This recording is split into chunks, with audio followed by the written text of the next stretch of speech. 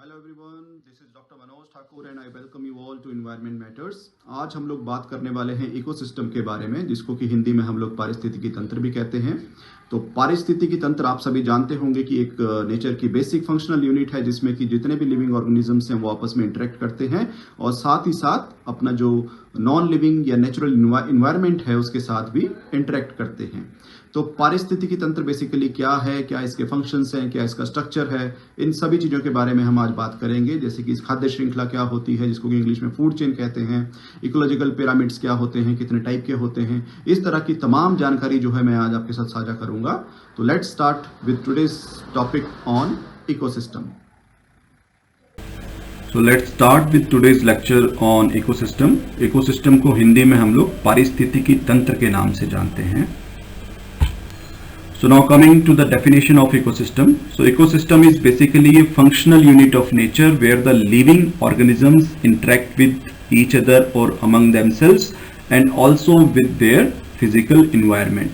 मतलब कि जो नेचर है उसकी सबसे छोटी जो फंक्शनल यूनिट है उसी को हम पारिस्थितिकी तंत्र यानी कि इकोसिस्टम कहते हैं, जिसमें कि रहने वाले जितने भी लिविंग ऑर्गेनिजम्स हैं, प्लांट्स हैं, एनिमल्स हैं, माइक्रो ऑर्गेनिजम्स हैं, वो एक दूसरे के साथ इंटरेक्ट करते हैं, साथ ही साथ और जो उनका फिजिकल इन्वायरमेंट है उसके साथ भी वो इंटरेक्ट करते हैं। Now coming to the types of ecosystem. तो इकोसिस्टम जो है मेनली दो टाइप का हो सकता है, दो टाइप के पारिस्थितिकी तंत्र हो सकते हैं। एक प्राकृतिक यानी कि नेचुरल पारिस्थितिकी तंत्र और दूसरा मैन मेड या फिर आर्टिफिशियल इकोसिस्टम या पारिस्थितिकी तंत्र। तो जो नेचुरल इकोसिस्टम है वो नेचुरली नेचर में पाया जाता है और जो आर्टिफिशियल है वो ह्यूमंस के द्वारा क्रिएट किए जाते हैं बेसिकली। तो जो आर्टिफिशियल इकोसिस्टम है उसके एग्जांपल जैसे हम लोग ले सकते हैं एग्रीकल्चर फील्ड, यानी कि जो खेत है वो अपने आप में एक इकोसिस्टम है, but that has been created by the human beings. दूसरा एग्जांपल एक्वेरियम हो सकता है जिसमें कि मछलियों को रखा जाता है या पाला जाता है, that is also an example of man made ecosystem.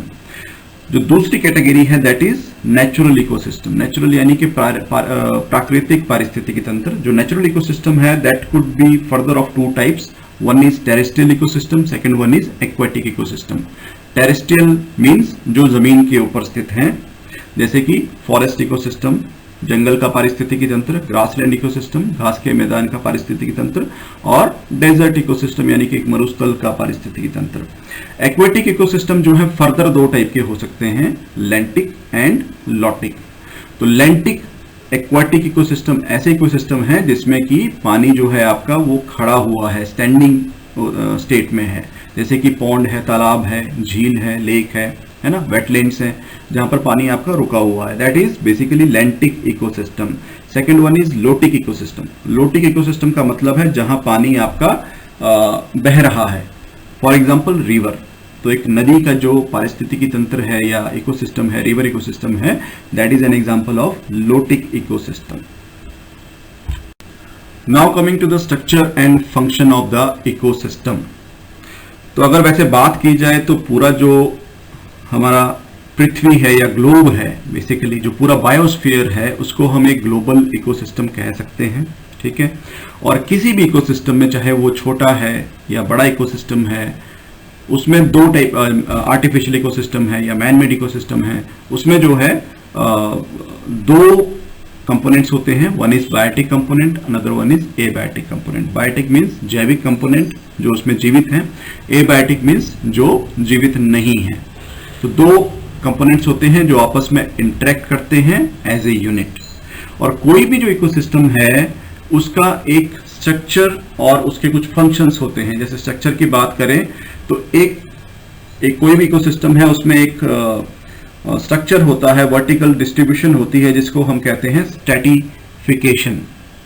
Stratification का मतलब है इकोसिस्टम में जैसे जैसे आपकी हाइट बढ़ेगी या डेप्थ बढ़ेगी तो जो स्पीसीज की जो कंपोजिशन है उस पर्टिकुलर हाइट में जो स्पीसीज पाई जाएंगी वो चेंज होती जाएंगी। यहां पर हम लोग एग्जांपल ले सकते हैं, पिक्चर में आप देख रहे हैं एक फॉरेस्ट इकोसिस्टम यहां पर बना हुआ है, यानी कि एक जंगल का पारिस्थितिकी तंत्र यहां बना है। तो इसमें आप देखेंगे कि सबसे नीचे की जो लेयर है, जो सबसे कम हाइट की जो लेयर है यानी ग्राउंड लेयर है, उसमें आपको देखने को मिलेगा घास है, ठीक है, गिरे हुए पत्ते होंगे, टहनियां होंगी, ठीक है। इसको हम कहते हैं बेसिकली ग्राउंड लेयर, जिसमें कि आपकी सॉइल होगी, ह्यूमस होगा, ऑर्गेनिक मैटर होगा और घास होगी, ठीक है। सेकेंड लेयर जो फॉरेस्ट इकोसिस्टम में है that is shrub layer. Shrub layer का मतलब है जिसमें कि झाड़ियां पाई जाती हैं, यानी कि जो ट्री से नीचे वाली लेयर है जिसमें कि 3 से 4 फीट की या उससे थोड़ी ज़्यादा या कम भी हो सकती है, इतने जो हाइट की जो हैं झाड़ियां जो हैं वो पाई जाती हैं। दैट जो झाड़ियां हैं basically they constitutes the shrub layer of the forest ecosystem. उसके बाद फिर नेक्स्ट लेयर है under story layer. Under story layer में ऐसी स्पीसीज आएंगी जो आपकी जो मेन ट्री वाली जो कैनोपी है उससे नीचे है, जिनकी हाइट कम है, यानी कि वो ट्रीज हैं आपके श्रब लेयर से उनकी हाइट ज्यादा है लेकिन ट्री लेयर से कम है, तो वो अंडर स्टोरी लेयर में आएंगे। Next is your canopy layer. Canopy layer का मतलब है कि जो उस फॉरेस्ट इकोसिस्टम के जो मैक्सिमम जितने भी ट्रीज हैं उनकी जो एवरेज हाइट जिस लेवल तक पहुंचती है, जहां तक उनकी जो आप एक पेड़ का स्ट्रक्चर देखेंगे तो नीचे जड़ें हैं, बीच में तना है और ऊपर जो है उसकी ब्रांचेस और पत्ते हैं। तो ब्रांचेस और पत्ते का जो पोर्शन होता है that is basically known as the canopy of a tree. तो जिस हाइट पे सभी पेड़ों की कैनोपीज होंगी that is known as canopy layer. और उसके बाद कुछ ट्रीज स्पीसीज ऐसे होंगे जो सनलाइट के कंपटीशन के लिए, सनलाइट गेन करने के लिए बाकी ट्रीज से ज्यादा हाइट गेन कर लेते हैं, जो आपको पूरे फॉरेस्ट इकोसिस्टम की कैनोपी लेयर से बाहर निकले हुए दिखेंगे कुछ एक बीच में से। उसको हम कहते हैं इमर्जेंट लेयर। तो इसमें आप देखेंगे कि अलग अलग जो ट्री स्पीसीज हैं, ग्रास स्पीसीज हैं, श्रब स्पीसीज हैं, वो अलग अलग हाइट पे जो है वो पाई जा रही हैं। And this feature or this vertical distribution of different species is basically known as the stratification. Now here we will discuss a pond ecosystem, यानी कि एक तालाब का जो पारिस्थितिकी तंत्र है वो किस तरह से, क्या उसका स्ट्रक्चर है और किस तरह से वो काम करता है, उसके बारे में बात करेंगे। तो पॉन्ड इकोसिस्टम में बेसिकली जो है जो मेन कंपोनेंट है, जैसे उसमें बायोटिक कंपोनेंट होंगे, बायोटिक कंपोनेंट होंगे। तो एबायोटिक कंपोनेंट्स की बात करें तो उसमें मेनली जो है क्या है, वाटर है और सॉइल डिपॉजिट्स होंगे या सॉइल होगी, ठीक है। क्लाइमेटिक जो कंपोनेंट है या कंडीशंस हैं उनकी बात करें तो सोलर लाइट जो है होगी, basically that will provide the light and heat to the water.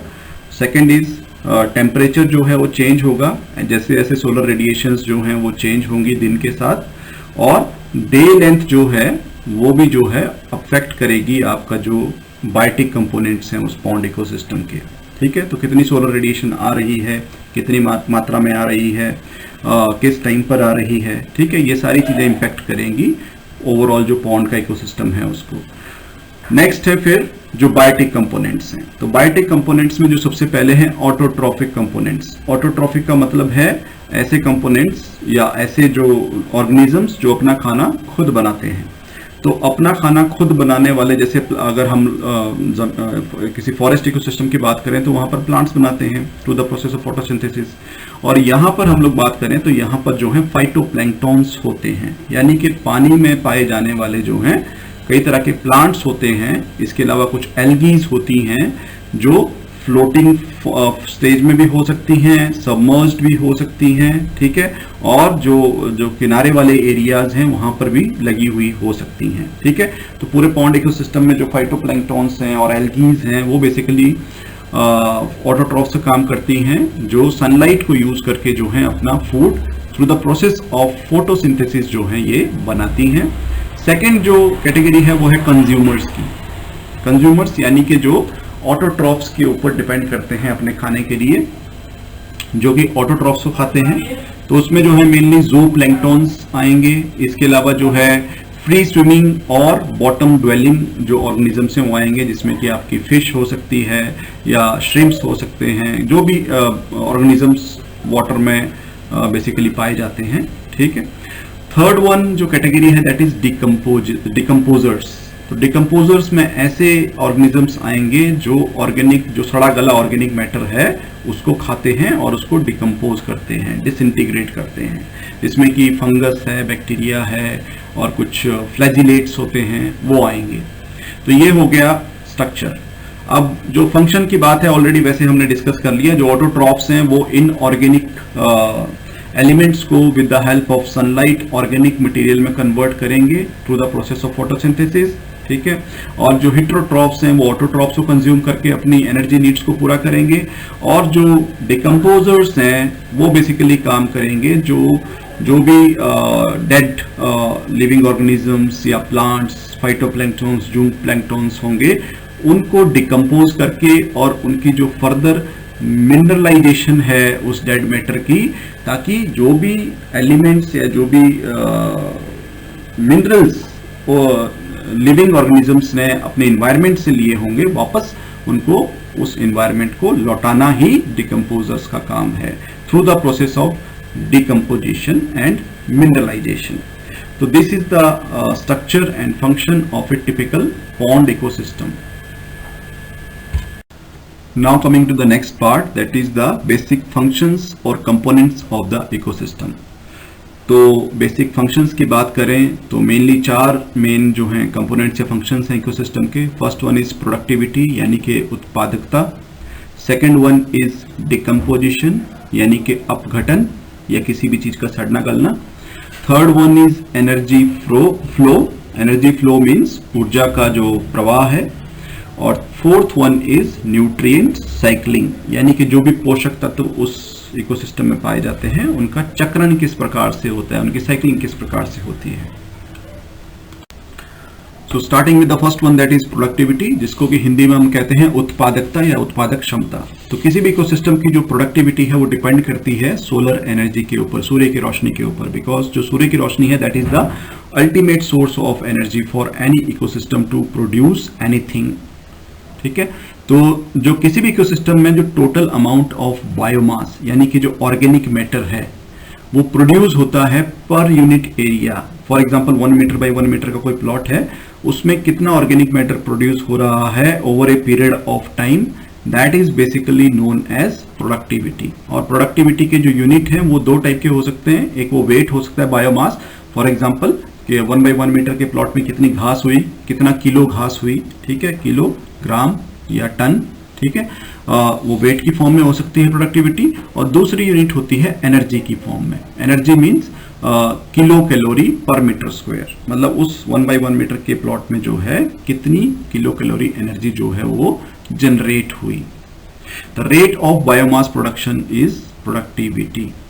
अब जो प्रोडक्टिविटी है मेनली वो 2 टाइप की होती है। प्राइमरी प्रोडक्टिविटी की बात करें तो it is the first one is gross primary productivity and the second one is net primary productivity.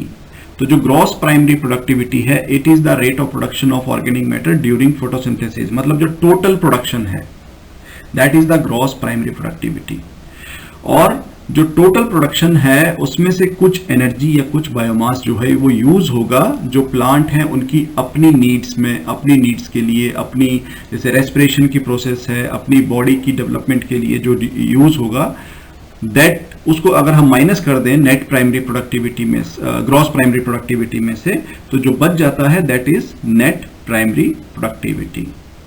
तो ग्रॉस प्राइमरी प्रोडक्टिविटी में से जब हमने रेस्पिरेशन को माइनस कर लिया तो नेट प्राइमरी प्रोडक्टिविटी बच जाती है। और जो नेक्स्ट कंज्यूमर यानी कि जो घास को खाने वाला, जैसे फॉर एग्जांपल हिरन है या बकरी है, तो उसके लिए जो प्रोडक्टिविटी अवेलेबल है that is net primary productivity after subtracting the respiration from the gross primary productivity. I hope it is clear to everyone. And the second one is secondary productivity. Secondary productivity is the rate of formation of new organic matter by the consumers. मतलब कि जैसे बकरी है, हिरन है, ठीक है, वो घास को खाकर उनका कितना बॉडी वेट गेन हो रहा है, या हिरन को खाकर जो है वो लाइन का या टाइगर कितना बॉडी वेट गेन हो रहा है, वो सारा जो है सेकेंडरी प्रोडक्टिविटी का पार्ट है। तो किसी भी कंज्यूमर का जो बॉडी वेट या बायोमास गेन हो रहा है दैट इज सेकेंडरी प्रोडक्टिविटी। और जो प्राइमरी प्रोडक्टिविटी है इकोसिस्टम की वो कई सारे फैक्टर्स के ऊपर डिपेंड करती है, जैसे कि किस प्रकार की प्लांट स्पीसीज उस पर्टिकुलर एरिया में इनहेबिट कर रही हैं या रह रही हैं, ठीक है, सर्वाइव कर रही हैं। दूसरा इन्वायरमेंटल फैक्टर्स हैं, जैसे कि सबसे मेन जो है आपका सोलर रेडिएशन है, सोलर लाइट है, तो कितनी सनलाइट वहाँ अवेलेबल है। अवेलेबिलिटी ऑफ न्यूट्रिएंट्स के ऊपर डिपेंड करेगा, इवन जैसे आपका जो वाटर है, वाटर इकोसिस्टम में कितने न्यूट्रिएंट्स प्रेजेंट हैं। सॉइल इकोसिस्टम जो है, सॉइल फर्टाइल है या नहीं है, किस टाइप की सॉइल है, कितने न्यूट्रिएंट्स प्रेजेंट हैं। या जो प्लांट्स की प्रकाश संश्लेषण यानी कि फोटोसिंथेटिक जो कैपेसिटी होती है उसके ऊपर भी डिपेंड करेगा। और पूरे जो होल बायोस्फीयर की बात अगर हम करें पूरे वर्ल्ड की, तो जो एनुअल नेट प्राइमरी प्रोडक्टिविटी है दैट इज रफली around 170 billion ton. 170 billion ton, that is the dry weight of organic matter of the whole biosphere। और इसमें से जो है जो ओशियंस हैं, ओशियंस डिस्पाइट जो है 70% एरिया कवर करते हैं, बट उनका जो प्रोडक्टिविटी शेयर है that is only 55 billion turns out of this 170 billion turns. Now coming to the next very important feature of the or function of the ecosystem, that is decomposition। Decomposition को हिंदी में हम कहते हैं अपघटन। It is basically the process of breakdown of the complex organic matter into simpler inorganic substances like CO2, water and nutrients with the help of decomposers। यानी कि जितना भी हमारे इस लिविंग वर्ल्ड में जो कॉम्प्लेक्स ऑर्गेनिक मैटर है उसको डिकम्पोज होके सिंपल सब्सटेंसेस की फॉर्म में कन्वर्ट करने की जो प्रक्रिया है उसी को हम लोग अपघटन यानी कि डिकम्पोजिशन कहते हैं। और ये प्रोसेस शुरू होता है जब कोई भी living organism, plant, animal, human being या माइक्रो ऑर्गेनिज्म जो है उसकी लाइफ साइकिल खत्म हो जाती है, वो डेड हो जाता है या मर जाता है। उसके बाद उसकी जो डिकम्पोजिशन की जो प्रक्रिया है यानी कि अपघटन की जो प्रक्रिया है वो शुरू होती है। And it is A oxygen requiring process. इसमें काफी ज्यादा मात्रा में जो है ऑक्सीजन कंज्यूम होती है। और जो रॉ मटेरियल है डिकम्पोजिशन का दैट इज डेट्राइटस। डेट्राइटस में जो है डेड प्लांट रिमेन्स जैसे कि पत्तियां हैं, पेड़ों की पत्तियां हैं, छाल है या फ्लावर्स हैं, टहनियां हैं, या डेड रिमेन्स जो हैं एनिमल्स के हैं वो इसमें आएंगे, या फिकल मैटर है जैसे कि काउ डंग है या किसी भी एनिमल का डंग है, ह्यूमन वेस्ट है, वो सारी चीजें जो हैं इसमें आएंगी। Now there are various steps of decomposition. जो अपघटन की प्रक्रिया है वो अलग अलग स्टेप्स में जो है वो पूरी होती है और एक काफी ये लंबा प्रोसेस रहता है। तो सबसे पहला जो स्टेप है that is fragmentation, second one is leaching, third one is catabolism, fourth one is humification and the fifth one is mineralisation. अब ये क्या है बेसिकली, इसके बारे में हम वन बाय वन डिस्कस करेंगे। तो जो सबसे पहला स्टेप है दैट इज फ्रेगमेंटेशन। फ्रेगमेंटेशन का मतलब है किसी भी बॉडी पार्ट का या डेट्राइटस जो भी रॉ मटेरियल है उसका छोटे छोटे टुकड़ों में विभाजित हो जाना। मतलब एक बड़ी पत्ती गिरी हुई है उसको जो है कोई अर्थवॉर्म या कोई और जो डिकम्पोजर है उसको तोड़ के छोटे छोटे पीसेस में डिवाइड कर देता है। तो that is the example of fragmentation. Second one is leaching. Leaching का मतलब है कि जो वाटर सॉल्युबल इनऑर्गेनिक न्यूट्रिएंट्स उसमें प्रेजेंट हैं वो पानी के साथ जो है, पानी में क्योंकि वो घुल जाएंगे, सॉल्युबल हैं, तो वो सॉइल के जो डिफरेंट हॉरिजन्स हैं उसमें परकोलेट कर जाते हैं यानी कि उसमें रिस जाते हैं। तो जो इनऑर्गेनिक न्यूट्रिएंट्स हैं उनका पानी में घुलकर जो है मिट्टी की विभिन्न परतों में रिसने की जो प्रक्रिया है that is basically known as leaching. Next is catabolism. तो कैटाबॉलिज्म का मतलब है जैसे कि हम लोग जो मेटाबॉलिज्म पढ़ते हैं उसमें दो टाइप की प्रोसेस होती हैं, एक होती है एनाबॉलिक प्रोसेस, दूसरी होती है कैटाबॉलिक प्रोसेस। एनाबॉलिक का मतलब है जो कंस्ट्रक्टिव प्रोसेस है जिसमें कि जो हमारे बॉडी के मॉलिक्यूल्स हैं, कार्बोहाइड्रेट्स हैं, फैट्स हैं, प्रोटीन्स हैं, वो बनते हैं। दूसरी प्रोसेस है कैटाबॉलिज्म। कैटाबॉलिज्म में ये जो मॉलिक्यूल्स हैं ये बेसिकली टूटते हैं। फॉर एग्जाम्पल जो कार्बोहाइड्रेट्स हैं वो ब्रेक डाउन हो जाएंगे सिंपल शुगर्स में, शुगर्स को जोड़कर ही जो है कार्बोहाइड्रेट्स बनाए जाते हैं। जो हमारे बॉडी में प्रोटीन्स हैं या किसी भी प्लांट एनिमल की बॉडी में प्रोटीन्स हैं वो प्रोटीन्स जो हैं सिंपल अमाइनो एसिड्स की फॉर्म में कन्वर्ट हो जाएंगे। और जैसे जो फैट्स हैं वो सिंपल जो है फैटी एसिड्स की फॉर्म में कन्वर्ट हो जाएंगे। तो यानी कि अमाइनो एसिड्स को मिलाकर प्रोटीन बनाई गई थी, फैटी एसिड्स को मिलाकर जो है फैट्स बनाए गए थे, और शुगर मॉलिक्यूल्स को मिलाकर जो है कार्बोहाइड्रेट्स बनाए गए थे। तो अब ये जब टूट रहे हैं तो उनके सिंपल फॉर्म में जो है कन्वर्ट हो जाएंगे। उसके बाद जैसे अमाइनो एसिड्स हैं तो वो अपने नाइट्रोजन, फॉस्फोरस, कार्बन, हाइड्रोजन जो भी मॉलिक्यूल्स उसमें हैं उन सिंपल मॉलिक्यूल्स की फॉर्म में ये अलग अलग हो जाएंगे। तो जो कॉम्प्लेक्स बायोलॉजिकल मॉलिक्यूल्स का सिंपल इनऑर्गेनिक सब्सटेंसेस के फॉर्म में कन्वर्ट होने का जो प्रोसेस है with the help of bacterial and fungal enzymes, that process is basically known as catabolism.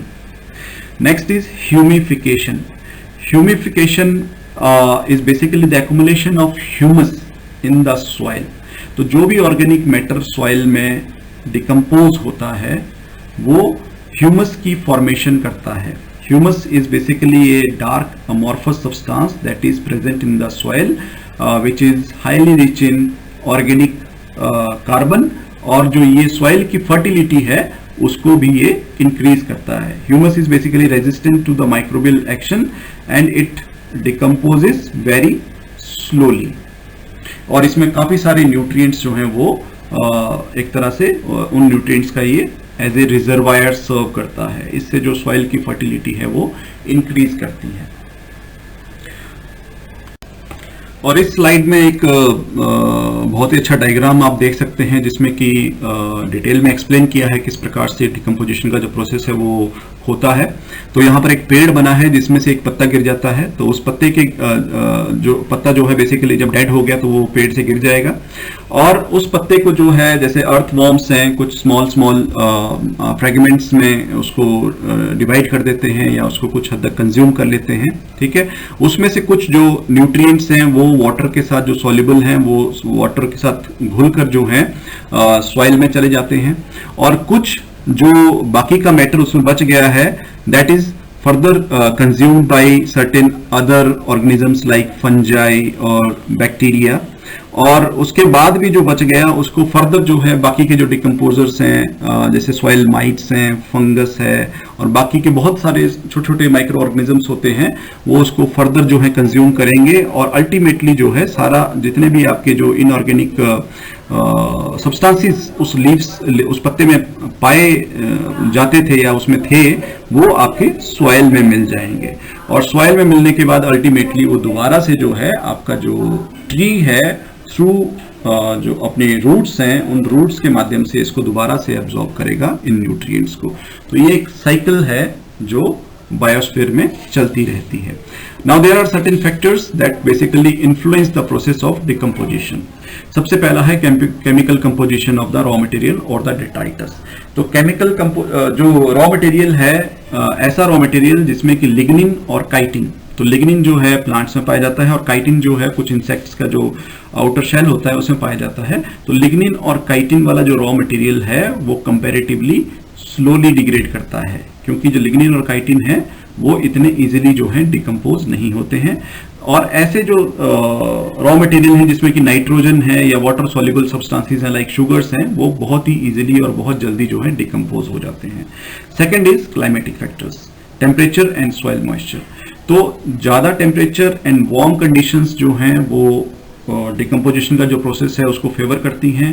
तो ऐसे क्लाइमेट में जो है डिकम्पोजिशन या अपघटन का जो प्रोसेस है वो जल्दी कंप्लीट हो जाता है। लेकिन अगर ऑक्सीजन नहीं है और टेम्परेचर भी कम है तो उस केस में जो डिकम्पोजिशन का जो प्रोसेस है, अपघटन का जो प्रोसेस है वो काफ़ी डिले हो जाता है, बहुत धीरे धीरे जो है डिकम्पोजिशन का प्रोसेस जो है वो कंप्लीट हो पाता है। Now the next very important feature or the function of ecosystem is energy flow, जिसको हम ऊर्जा प्रवाह कहते हैं हिंदी में। तो इकोसिस्टम में जो एनर्जी का अल्टीमेट सोर्स है दैट इज सन, ये हम सभी जानते हैं। और जो सन लाइट है यानी कि सूर्य की जो रोशनी है उसको यूज़ करके प्लांट्स जो हैं अपना फूड बनाते हैं, अपनी एनर्जी गेन करते हैं, और उस प्रोसेस को हम कहते हैं फोटोसिंथेसिस। हिंदी में फोटोसिंथेसिस को हम प्रकाश संश्लेषण के नाम से जानते हैं। तो यहाँ मैं बताना चाहूँगा कि जो टोटल सोलर रेडिएशंस अर्थ पर आती हैं उसमें से 50% या उससे भी कम सोलर रेडिएशंस ही जो हैं वो फोटोसिंथेटिकली एक्टिव रेडिएशंस होती हैं, जिसको कि PAR कहते हैं, यानी कि प्लांट्स केवल 50% या उससे भी कम जो रेडिएशंस हैं उन्हीं को अपनी फोटोसिंथेसिस के लिए यूज कर सकते हैं। और इन 50% में से भी ओनली 2 to 10% रेडिएशंस ही जो हैं प्लांट्स कैप्चर कर पाते हैं for the generation of energy by the process of photosynthesis. और ecosystem basically obeys the second law of thermodynamics. Second law of thermodynamics से क्या मतलब है कि energy can not be created, can neither be created nor be destroyed, but it can be transformed from one form to another form, and whenever there is such type of transformation of energy from one form to another form, always there is some losses in the form of heat। ये हम आगे discuss करेंगे। अब energy flow के point of view से जो हमारे ecosystem के बायोटिक कंपोनेंट्स हैं, यानी जो लिविंग प्लांट्स, ऑर्गेनिजम्स या ह्यूमन बींग्स या एनिमल्स हैं, उनको हमने दो कैटेगरीज में डिवाइड किया है। वन इज प्रोड्यूसर्स, यानी कि जिसको हिंदी में हम कहते हैं स्वयंपोषी, जो अपना खाना खुद बना सकते हैं, they are also known as autotrophs. Second one is consumers. Consumers means परपोषी और हिट्रोट्रॉप्स, जो दूसरों के ऊपर अपने खाने के लिए निर्भर करते हैं। तो जो प्रोड्यूसर्स की बात करें, वो जैसा कि मैंने बताया पिछली स्लाइड में कि they synthesise their own food through the process of photosynthesis और प्रकाश संश्लेषण। तो प्रकाश संश्लेषण के माध्यम से जो है वो अपना खाना खुद बनाते हैं। जैसे अगर लैंड प्लांट्स की बात करें तो जो प्लांट्स हैं, ट्रीज हैं, श्रब्स हैं, ग्रासेस हैं, वो फोटोसिंथेसिस थ्रू अपना खाना खुद बनाते हैं। ठीक है, वैसे ही जो एक्वेटिक इकोसिस्टम है, यानी कि जो पानी वाले इकोसिस्टम है, वहाँ पर फाइटोप्लैंक्टॉन्स होते हैं, एल्गीज होते हैं, ब्लू ग्रीन एल्गीज होते हैं, वो भी अपना खाना खुद बनाते हैं। ठीक है, और जो एनर्जी ये प्रोड्यूसर्स ट्रैप करते हैं, ये this energy is further transfer to the consumers. जब भी जो प्रोड्यूसर है या ऑटोट्रॉप है, उसको कोई ना कोई कंज्यूमर जो है वो कंज्यूम करेगा। अब कंज्यूमर्स में भी जो है दो तीन कैटेगरीज हैं। प्राइमरी कंज्यूमर्स को हम बेसिकली हर्बीवोर्स के नाम से जानते हैं, यानी कि जो घास खाने वाले जंतु हैं। तो प्राइमरी कंज्यूमर्स डायरेक्टली प्लांट्स यानी कि ऑटोट्रॉप्स को कंज्यूम करते हैं। ठीक है, इसमें आपके इंसेक्ट्स आएंगे, बर्ड्स, मैमल्स, मोलस्क, जो भी डायरेक्टली प्राइमरी कंज्यूमर्स को प्राइमरी ऑटोट्रॉप्स को कंज्यूम करते हैं, उनको हम प्राइमरी कंज्यूमर्स कहते हैं या हिट्रोट्रॉप्स कहते हैं। सेकेंड नंबर पर आते हैं सेकेंडरी कंज्यूमर्स। सेकेंडरी कंज्यूमर्स को हम प्राइमरी कार्निवोरस भी कहते हैं। प्राइमरी कार्निवोरस मीन्स जो मांस खाते हैं। ठीक है, और जो डायरेक्टली जो है हर्बीवोर्स को खाते हैं, they basically feed on herbivores, जैसे कि हिरन है, फॉक्स है, फ्रॉग है। ठीक है, तो ये जो है बेसिकली डायरेक्टली हर्बीवोर्स को खाते हैं। These are primary carnivores. Third जो कैटेगरी है, दैट इज टर्शरी कंज्यूमर्स। इसको हम सेकेंडरी कार्निवोर्स भी कहते हैं। ये बेसिकली उससे बड़े लेवल के मांसाहारी हैं, जो हर्बीवोर्स और प्राइमरी कार्निवोर्स दोनों को खा सकते हैं। They basically feed on herbivores as well as on primary carnivores, जैसे कि टाइगर है, लायन है। ठीक है, so these were the two main categories of the biotic component of the ecosystem from energy flow point of view।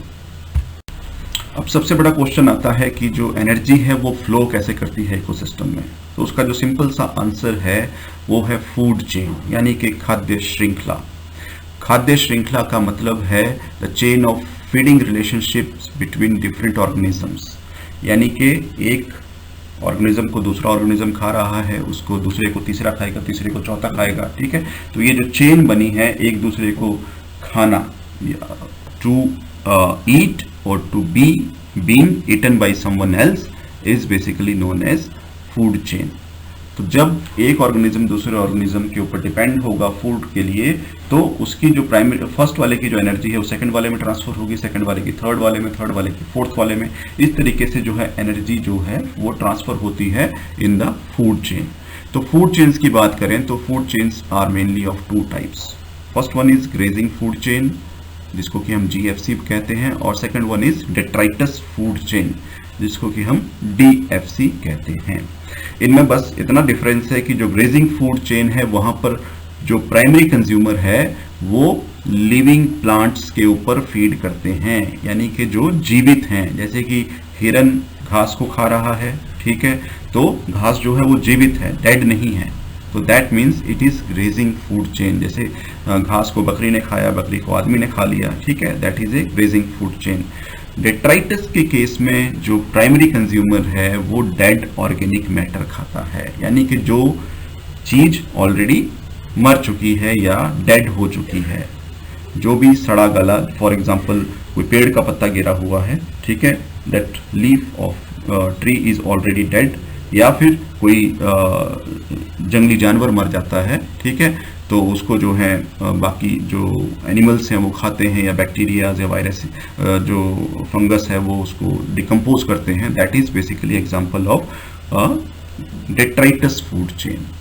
तो mainly ये difference है grazing food chain और डेट्राइटस फूड चेन में।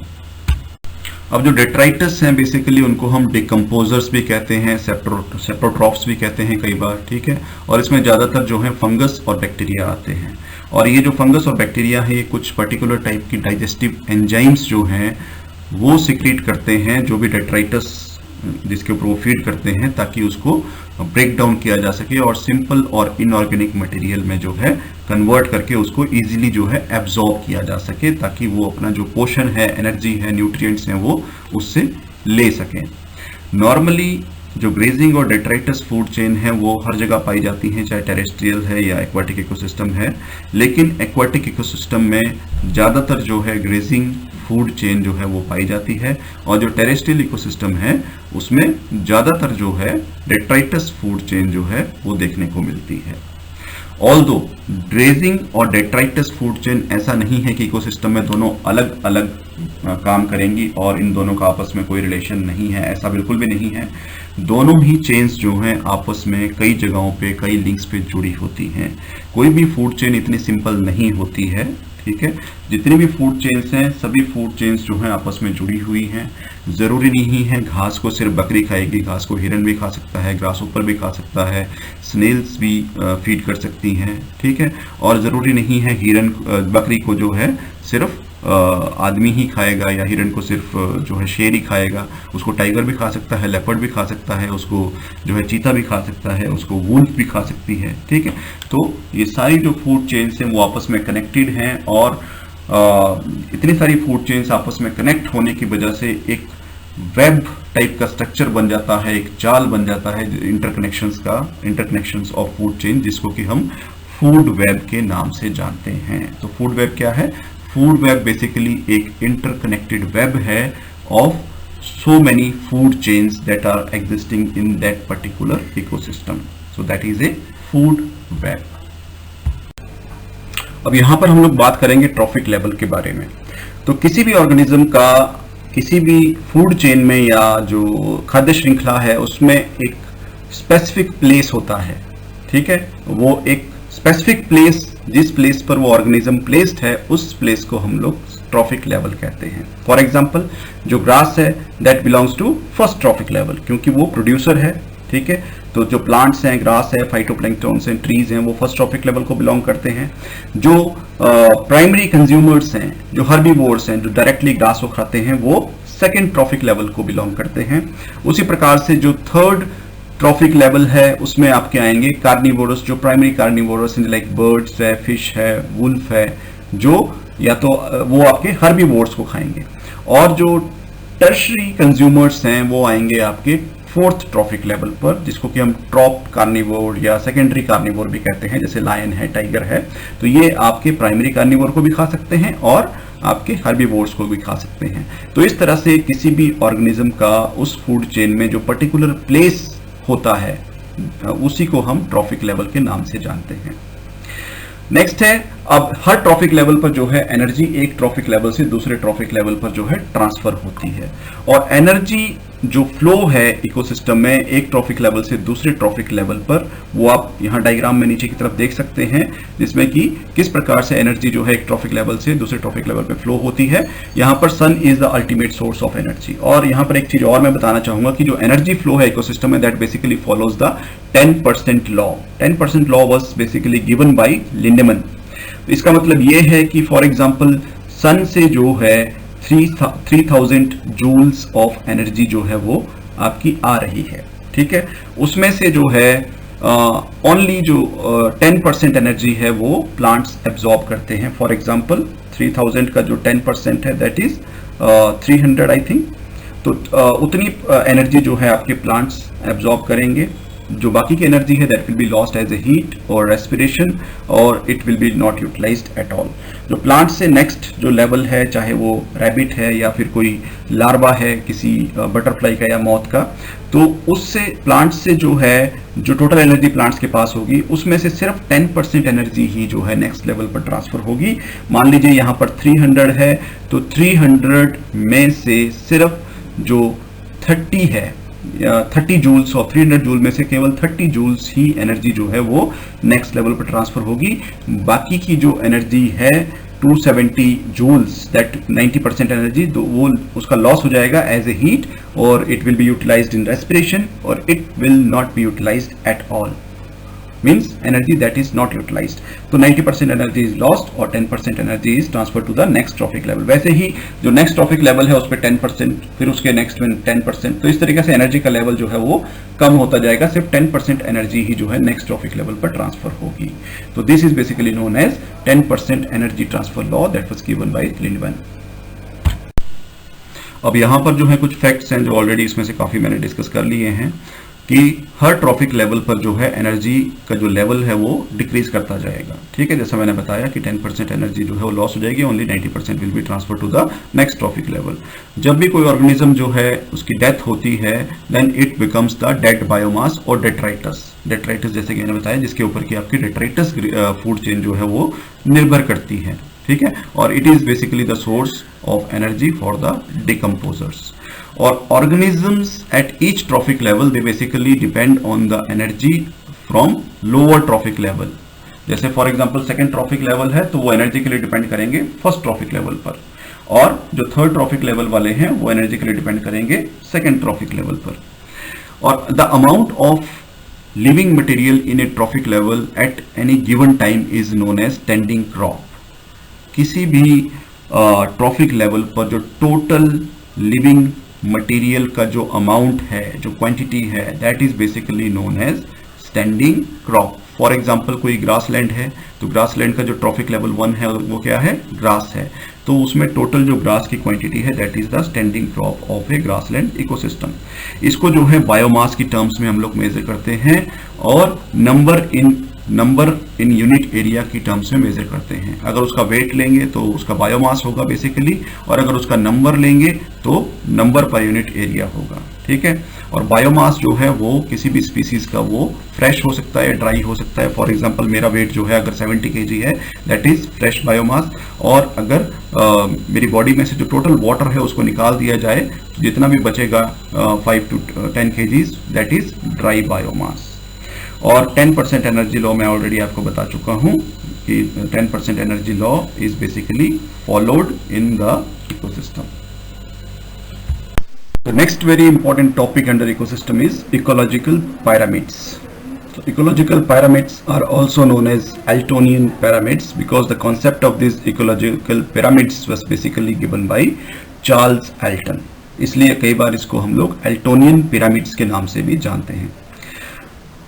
इकोलॉजिकल पिरामिड्स बेसिकली होते क्या हैं, जब हम फूड चेन यानी कि खाद्य श्रृंखला को एक पिरामिड की फॉर्म में रिप्रेजेंट करें तो बेसिकली उस स्ट्रक्चर को, जो स्ट्रक्चर बनता है उसी को हम लोग इकोलॉजिकल पिरामिड के नाम से जानते हैं। जैसा कि आप पिक्चर में देख रहे हैं, जो सबसे बेसमेंट की जो लेयर है इस पिरामिड की दैट इज ऑफ प्रोड्यूसर्स, जिसमें कि जो अपना खाना खुद बनाते हैं प्रोड्यूसर्स, ऑटोट्रॉप्स, स्वयंपोषी जिसको हम कहते हैं हिंदी में।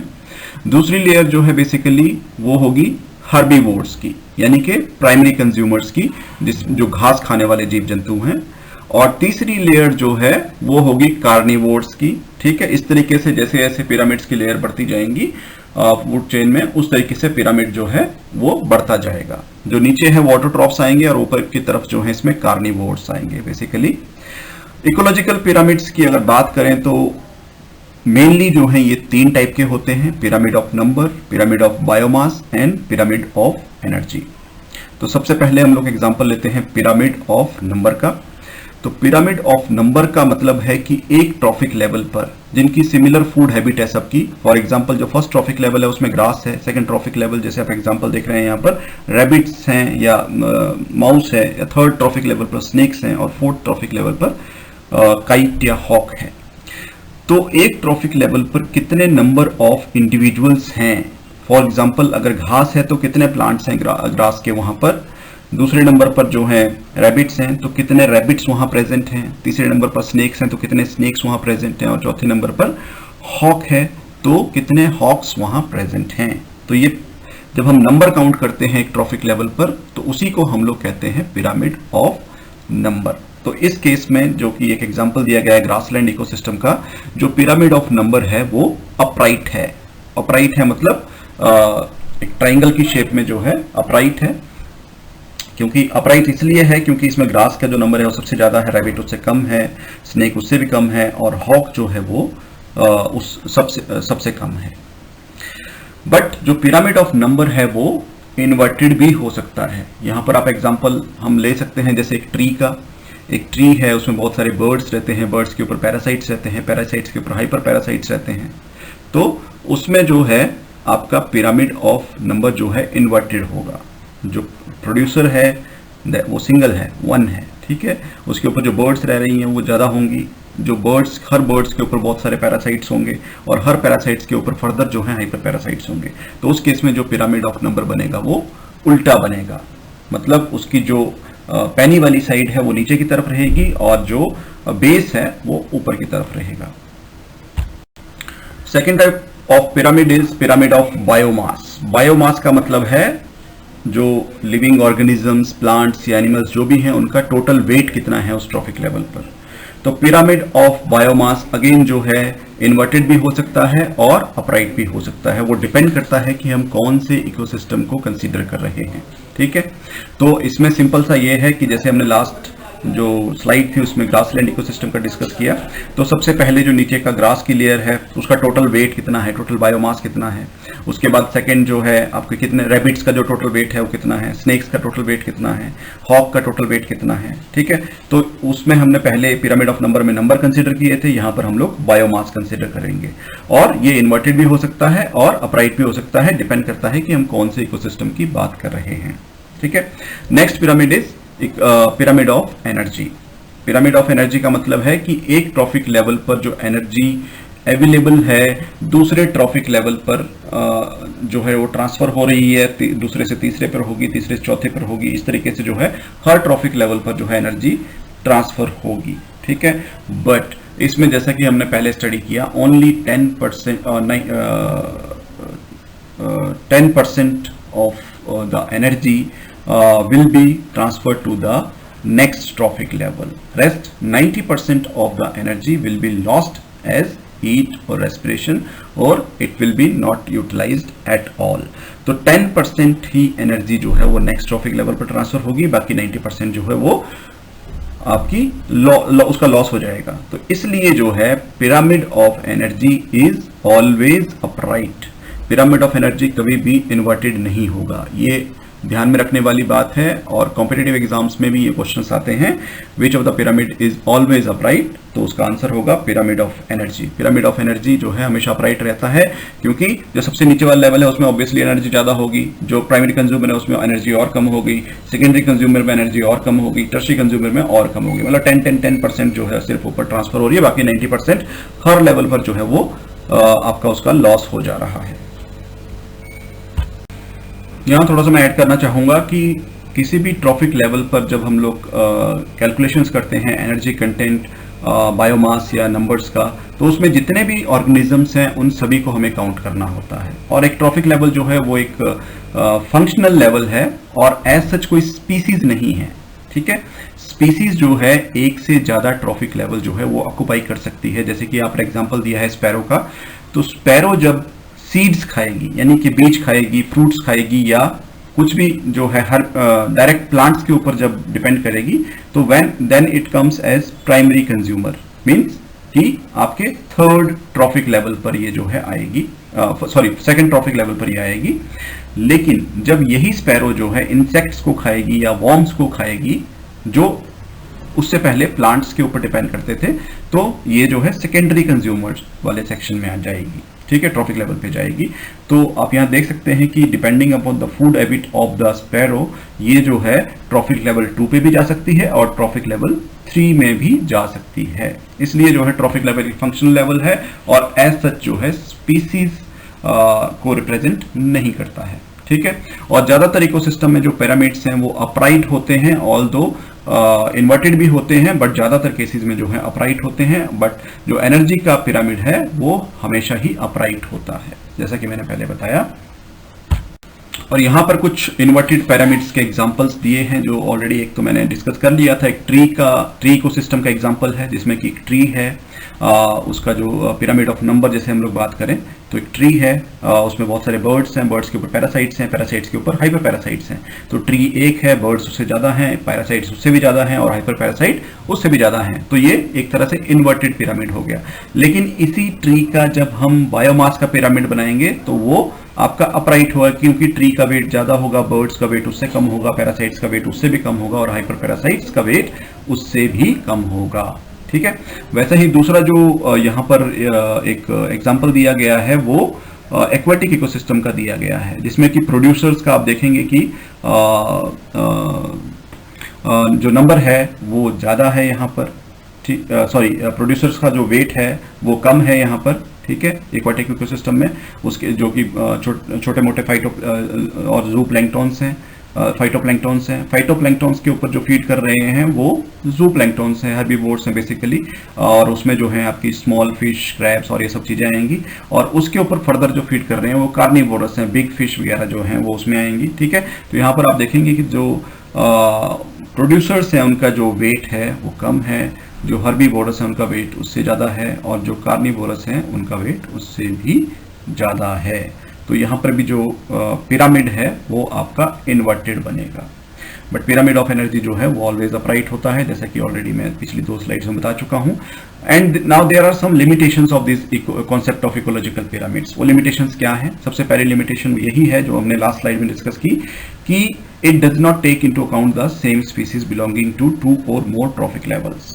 क्योंकि एक कॉन्फ्लिक्ट वाली बात है कि एक स्पीसीज जो है वो 2 या 2 से ज़्यादा ट्रॉफिक लेवल में आ सकती है, सिर्फ एक ट्रॉफिक लेवल पर नहीं आती है, ठीक है। तो हम सिर्फ ये एज्यूम नहीं कर सकते कि स्पैरो जो है वो ट्रॉफिक लेवल 1 पर ही आएगी, क्योंकि वो 2 में भी आ सकती है depending upon its food habit. दूसरा जो लिमिटेशन है, as per the concept of ecological pyramids, they basically assumes simple food chains, और simple food chains never exist in nature. जरूरी नहीं है कि जो स्नेक है वो सिर्फ माउस को ही खाएगा या रैबिट को ही खाएगा, ठीक है। उसके जो है फूड हैबिट्स काफ़ी वेरिड होते हैं depending upon the availability of the food resources. Her organism के जो फूड हैबिट हैं वो काफ़ी वास्ट होते हैं। तो कभी भी जो है फूड चेन जिस तरह से इन पिरामिड्स में दिखाई गई है कि ग्रास है, ग्रास को रैबिट खा रहा है, रैबिट को स्नेक खा रहा है, स्नेक को जो है हॉक खा रहा है, वैसे एग्जिस्ट नहीं करती है, ठीक है। उसके मल्टीपल ऑप्शंस होते हैं और इस तरह की जो सिंपल फूड चेन्स हैं वो नेचर में एग्जिस्ट नहीं करती, और जो फूड वेब्स हैं उसको ये इकोलॉजिकल पिरामिड्स ने एकोमोडेट नहीं किया है। और तीसरी जो सबसे इंपॉर्टेंट लिमिटेशन है दैट इज सेप्रोफाइट्स। सेप्रोफाइट्स यानी कि जो डिकम्पोजर्स हैं, हमारे जो सड़ा गला खाने वाले हैं, बैक्टीरिया है, फंगस है, ठीक है, उनको जो है इकोलॉजिकल पिरामिड्स, वो हालांकि इकोसिस्टम में बहुत इंपॉर्टेंट रोल प्ले करते हैं, लेकिन उनको भी इकोलॉजिकल पिरामिड्स में कंसीडर नहीं किया गया है। तो ये कुछ लिमिटेशंस हैं इकोलॉजिकल पिरामिड्स की।